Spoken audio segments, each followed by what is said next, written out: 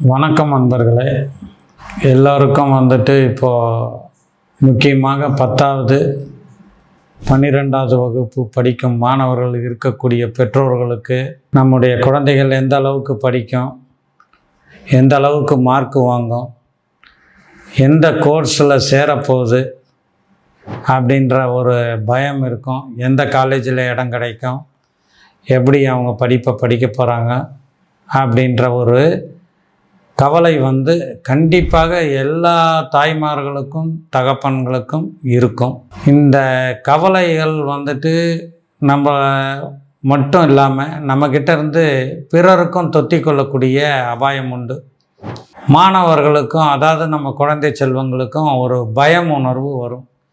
பயம் வந்துட்டாலே பதட்டம் வந்துடும். பதட்டம் வந்தாலே நடுக்கம் வரும். நடுக்கம் வந்தாலே சோர்வு ஏற்படும். சோர்வு ஏற்பட்டால் புத்தி சரியாக வேலை செய்யாது. இதுக்கு நமக்கு ஒரு ஆன்மீக விஷயத்தில் ஒரு தீர்வு இருக்குது. சில கோயில்களுக்கு செல்லும் பொழுது இந்த